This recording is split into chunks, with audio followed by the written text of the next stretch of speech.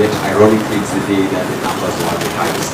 So people, the killings were recorded in residential areas that are happening. Are we seeing a trend of protests moving away from town and other counties, and what are we going to counter such in the future? Also, Julia Kariuki was one of the protesters in Miami. So she went to police custody. The next day she was arraigned. She went back to the cell. In the morning she was dead. Of course, the police, they released a statement that was clear on that. So we'd love to know if you've done investigations to find out what happened to her and what led to her death. Thank you.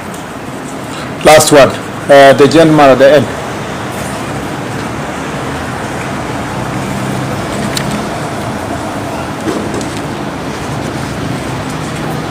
As you know, there were reports that foreigners were involved in the kills. Can you confirm if that is the case? Thank you. Let me say this. First,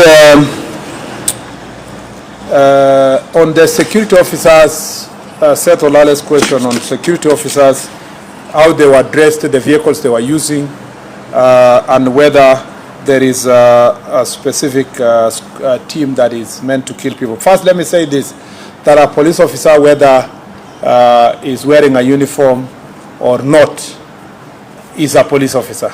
And that police officer is bound by the law. There is no rules that excuse a police officer that if you are not in uniform, you can commit crimes or you can kill people. The same law that upholds killing of citizens by a police officer in uniform is the same law that also upholds the same from a police officer who is not in uniform. There are clearly indicated situations where a police officer may not be required to be in uniform.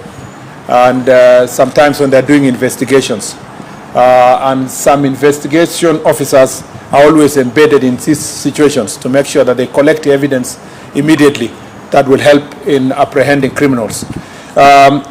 Police officers also, whether they're using a Subaru or walking on foot or using a lorry, are expected also to abide by the law. And that's why we say that any claims that there is a police officer who is killing people, whether he's in civilian or not, must be investigated, and we must ensure that those who have been affected by the actions are brought to justice. So there is no excuse. The dress code of a police officer is not an excuse. In fact, a police officer who sleeps in his house and there is an emergency and he needs to rescue a citizen does not need to wear a uniform. Just wake up and go and rescue, and then do what you need to do as a police officer. Then the rest is, the uniform is just for identification, when you need identification. So the point I want to make here is that all cases of